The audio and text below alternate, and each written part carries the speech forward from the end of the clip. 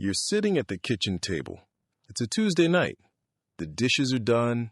The kids are either out of the house or locked in their rooms. And you've just logged into your 401k for the first time in, let's be honest, maybe 6 months. Maybe longer. And there it is. That number, staring back at you from the screen. And you do the math in your head. You're 52, or 54, or 57. You were supposed to have 3, maybe 4 times this amount by now. That's what the magazine said. That's what the guy at work with the loud opinion said. That's what your own gut told you a decade ago when you swore you'd get serious about retirement once things settled down. But things never really settled down, did they? There was the kids' braces, then the car died, then the roof, then you helped your daughter with her wedding because of course you did, then the pandemic, then inflation ate your raises alive. And somehow here you are, staring at a number that feels smaller than you want to admit. Your neighbor just retired at 58, bought a boat, smiles like a guy who cracked a code you never got access to. And a little voice in the back of your head, the one you've been shushing for 15 years, finally speaks up. And it says, quietly, but clearly, "Did I wait too long? Look, I need you to do something for me. Stop, take a breath, and listen very carefully to what I'm about to say, because the next few minutes are going to fundamentally change how you think about your 50s, your money, and the retirement you thought was slipping through your fingers. Because here's the thing, that voice is wrong. It's asking the wrong question. The question isn't, did I wait too long? The question is, what am I about to do with the single most powerful decade I'll ever have to build wealth?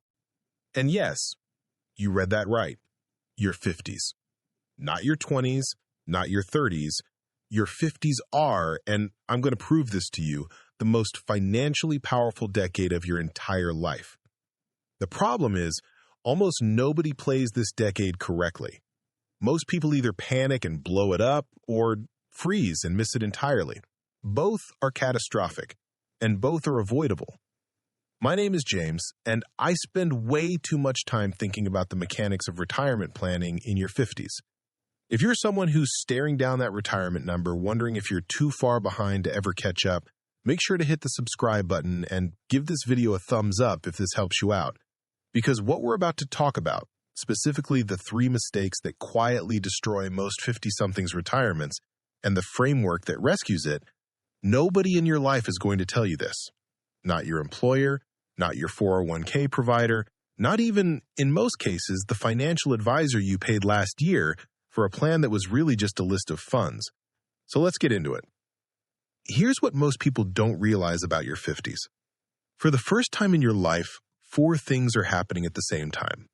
You're probably at or very close to your peak lifetime income. Your kids, if you have them, are finally winding down from being human money vacuums. Your mortgage, if you had it for 20 plus years, is mostly principal now, which means every payment is actually building real equity. And, this is the one nobody ever mentions, the IRS literally changes the rules in your favor the year you turn 50. Think about that for a second. The government, the same government that taxes every latte you've ever bought, walks up to you on your 50th birthday and hands you a bigger shovel, a legally bigger, tax-advantaged shovel. We're going to talk about that shovel in a minute because if you don't use it, you're leaving what could be 6 figures of retirement wealth on the table, just gone. But before we get to the solution, we've got to face the reality because if we skip this part, the fix won't actually land. Here's a number that's going to hit a little. According to data from Vanguard's How America Saves report, the median 401k balance for Americans aged 55 to 64 is somewhere around $87,000, not the average. The average is skewed by the top few percent, the median, the middle of the pack, meaning half of Americans walking into their final working decade have less than that, $87,000. Now, If you take that number and run it through the 4% safe withdrawal rule, which is the classic rule of thumb for how much you can pull from a retirement portfolio each year without running out, you know what that spits out? Roughly $3,400 per year. Per year. That's $290 a month. That's not a retirement. That's not even a phone bill and groceries.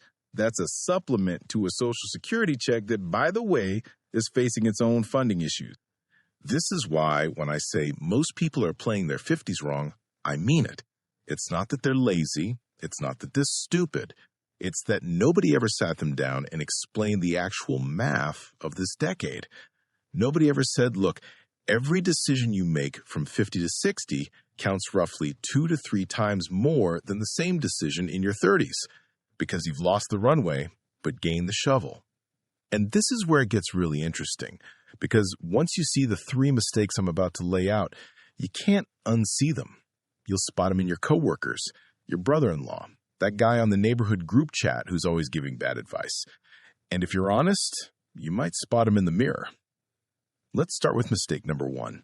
And I promise you, if you take nothing else away from this video, take this. The first mistake, and it's the most common, the most expensive, and the one sold to you as wise, is getting too conservative with your investments too fast. Here's the story you've been told your whole life. The closer you get to retirement, the safer you go. Move out of stocks, move into bonds, move into cash, protect your nest egg. And on the surface, that sounds like grown-up advice, right? Cautious, responsible, the kind of thing a gray-haired man in a vest would say while tapping a glossy brochure.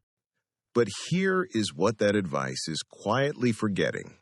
When you retire at, let's say, 65, your money does not need to last until you're 66. It needs to last until you're 90 or 95. Or if medicine keeps doing what it's been doing, maybe 100. You are not trying to make it through a 2-year stretch. You are building a portfolio that has to survive 25 to 35 years of inflation eating the purchasing power of every single dollar inside it. And bonds, my friend, do not beat inflation. Not reliably. Not over 30 years. Cash certainly doesn't. At 3% average inflation, and we've recently seen a lot higher than that, your money loses half its purchasing power in about 24 years. So if you dump everything into safe assets at 55, the quiet villain eating your retirement isn't a market crash. It's a slow, invisible erosion. Inflation is a termite. Market crashes are earthquakes. Everybody fears earthquakes. Almost nobody plans for termites. The math of this is almost cruel. An investor who stays reasonably invested in stocks through their 50s and early 60s, we're not talking maximum aggression, we're talking a sensible 60 to 70% in equities, ends up, on average, with roughly twice the retirement portfolio of someone who bails out into safety at 55. Twice. Because those last 10 to 15 years of compounding, right before and during early retirement, are where a huge portion of your lifetime wealth actually gets built. Think of it like a rocket launch. The last third of the trip is where most of the velocity happens. If you cut the engines because you got nervous, you don't land softly, you stall. And stalling, in retirement math, looks like outliving your money. Now, I am not telling you to throw your 401k into meme stocks at 58. Please do not do that. What I'm telling you is that the right answer for most people in their 50s is not to run to cash. It's to stay invested, rebalance intelligently, and build a small cash or bond bucket, maybe 1 to 3 years of living expenses, specifically to protect you from having to sell stocks during a crash. That bucket is your shield. The rest of the portfolio is still out there doing the work. You don't retreat the whole army just because you saw one enemy. That's mistake number 1, getting scared and calling it wisdom. Let me tell you something. I had a conversation a while back with a guy, call him Mike, 56 years old, decent job, been saving his whole working life, about $400,000 in his 401k. Not bad. Not where he wanted to be, but not bad. When the market got choppy a couple of years back, Mike panicked He called his 401k provider, moved everything, and I mean everything, into a stable value fund, cash equivalents, zero volatility, zero growth. He told me, and I will never forget this, he told me, I just wanted to sleep at night. I get it. I really do. But here's the thing. Over the next stretch, while he was sleeping peacefully, the market recovered and kept climbing. A balanced portfolio that matched his old allocation would have gained him roughly another $150,000 in that window. Mike's account gained about $12,000. That is the cost of sleeping at night the wrong way. That decision, that one emotional decision, probably cost him 3 to 4 years of retirement. And Mike is not a dumb guy. Mike is a smart guy who made a decision from fear instead of from math. Don't be Mike. Mistake number 2 is even more tragic because it's pure unforced error. This is the one that makes me a little frustrated, if I'm being honest, because the IRS is literally holding open a door for you, and most people walk right past it. It's called the catch-up contribution. And if you're over 50 and you don't know what this is, I want you to grab a pen. Seriously, pause the video if you have to. The year you turn 50, the IRS lets you contribute extra money to your retirement accounts on top of the standard limits every single year. The standard 401k contribution limit is around $23,000. If you're 50 or older, you can put in an additional $7,500. That's a $30,500 total. And under the Secure 2.0 Act, people age 60 to 63 get an even bigger catch-up, up to about $11,250 extra per year, depending on the rules your plan adopts. On top of that, you've got IRA catch-ups worth another $1,000 per year, and HSA catch-ups if you qualify. Let me translate what this actually means. If you are 50 years old today, earning a decent salary, and you max out just the 401k catch-up, that extra $7,500 per year, from age 50 to age 65, assuming a reasonable 7% average return, that's not $7,500 times 15. That's approximately $202,000. $200,000 of extra retirement wealth for doing one thing, for changing one number on one form. That's a house. That's a decade of lifestyle and retirement. That's serious, serious money. And yet the percentage of eligible workers who actually use the catch-up contribution is stunningly low. Different studies put it somewhere around 13 to 17%, meaning more than 8 out of 10 people eligible for this, people in their 50s, people who most need it, aren't using it. Why? Mostly because nobody told them. The HR onboarding packet they got 20 years ago did not update when they turned 50. The payroll system did not throw a birthday party and pop champagne and ask them to increase their deferral. The catch-up contribution is the single biggest government-sanctioned wealth accelerator for people over 50, and it's basically a well-kept secret hiding in plain sight on page 47 of your benefits portal. So here is your homework from this section alone. Tomorrow morning, log into your 401k portal, look at your contribution percentage, and ask yourself, am I capturing every dollar of catch-up room available to me?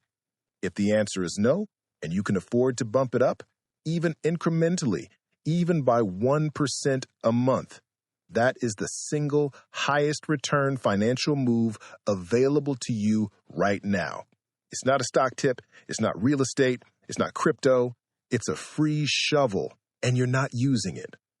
Let me say this another way, because I really want it to land. The catch-up contribution is not a bonus feature for rich people. It is not a perk that only applies if you already have a financial advisor and a CPA and a tax strategist. It is a line item on every standard 401k form in the country. It is a checkbox.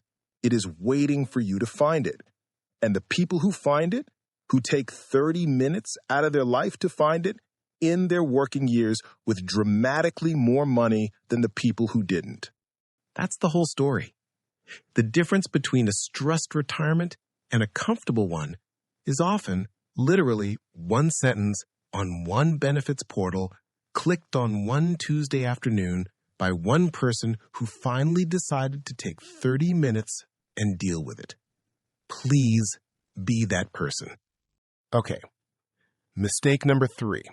And this one, I'm going to say plainly, is the most emotionally loaded because it's tangled up in how you feel about yourself, your family, and what you think you've earned. Mistake number 3 is lifestyle creep at exactly the wrong moment. Here's what happens.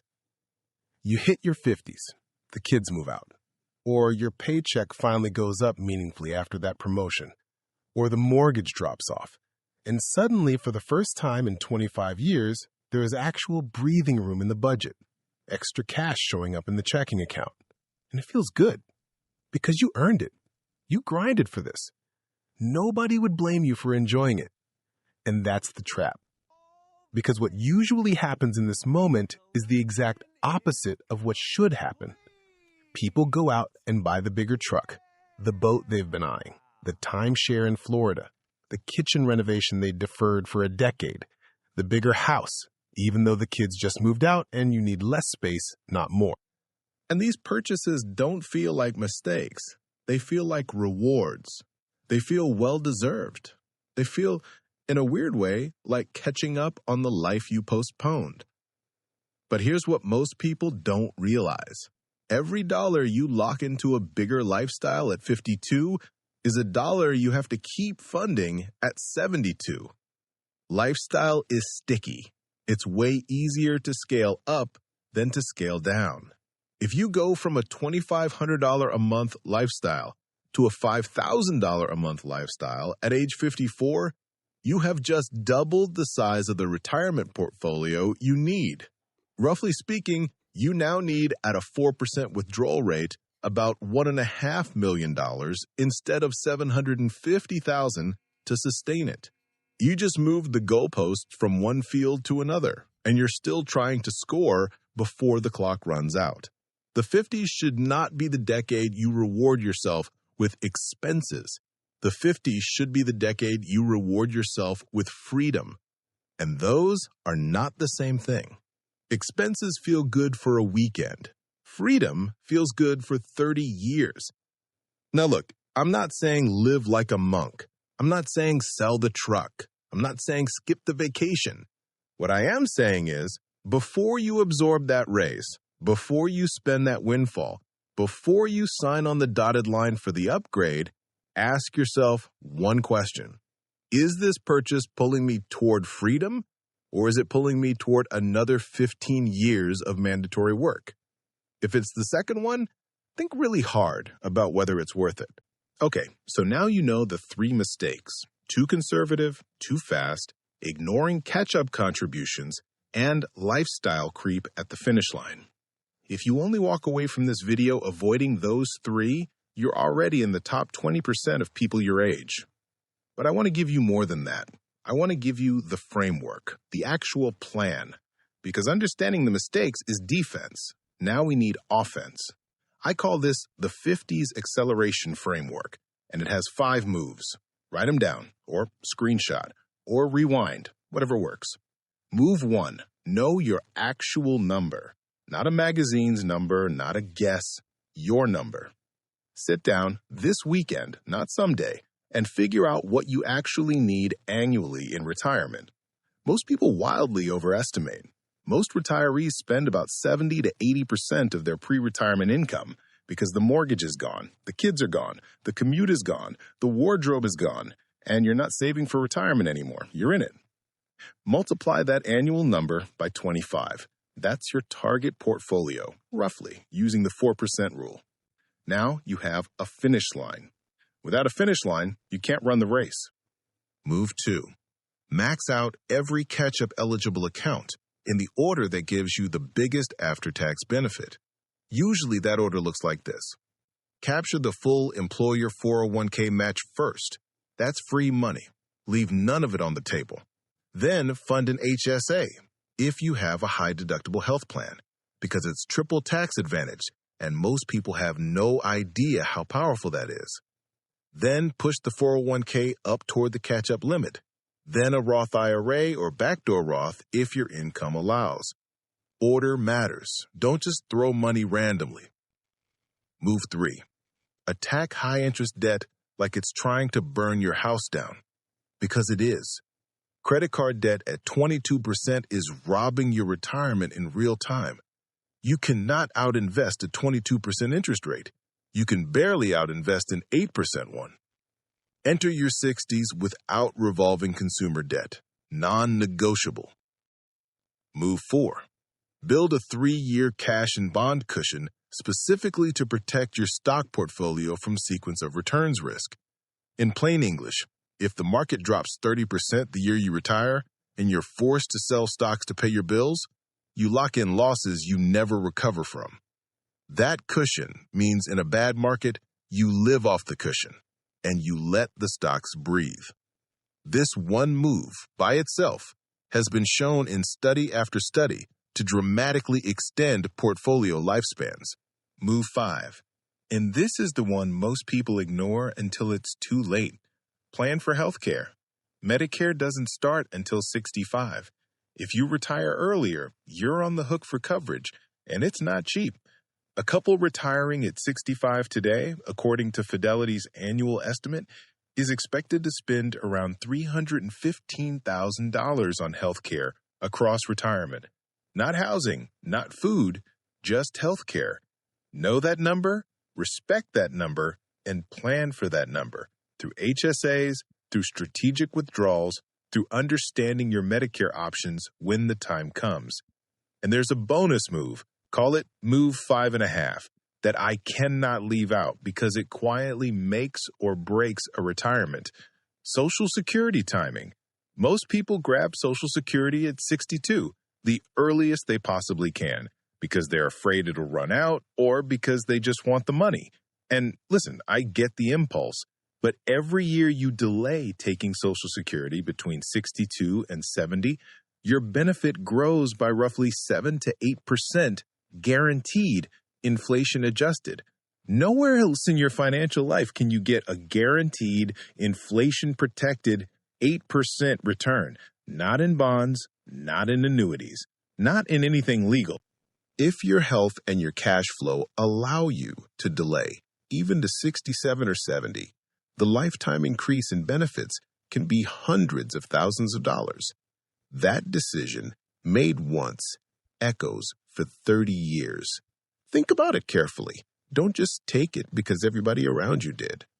Do those 5 things starting this week, and I'm telling you, the panic goes away.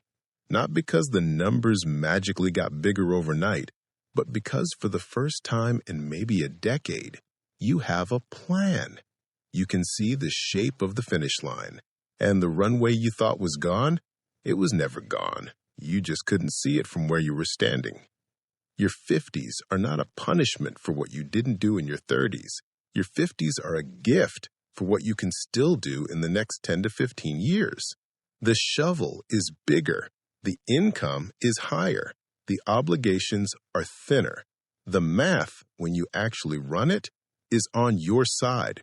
You just have to be the one to pick up the shovel. Most people won't. That's the brutal truth. Most people will scroll away from this video, feel vaguely anxious for about an hour, and then go back to exactly what they were doing. They will wait, they will hope, they will retire by accident, not by design, and they will spend the last third of their life wishing they had watched something like this and actually done something about it when they still had time. But you are not most people. You clicked on this for a reason. Something in you, maybe the same voice that spoke up at that kitchen table, is telling you it's time to finally stop putting this off. Listen to that voice. It is trying to help you. So here's what I need you to do. Before you close this tab, before the day ends, do one thing, just one. Log into your 401k.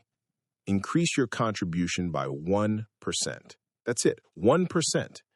You won't feel it in your paycheck, but compound it over the next 10 to 15 years, that 1% alone could be tens of thousands of dollars of freedom. Start small.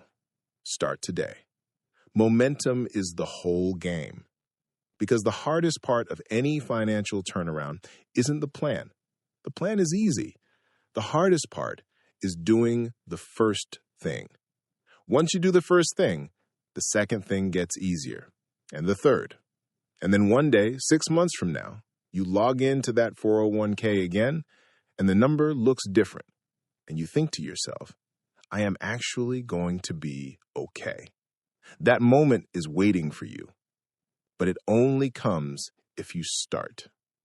If this video helped you or shifted your outlook on retirement planning in your 50s, do me a favor. Share it with someone in your life who's staring at that same kitchen table, looking at that same screen, feeling that same quiet panic.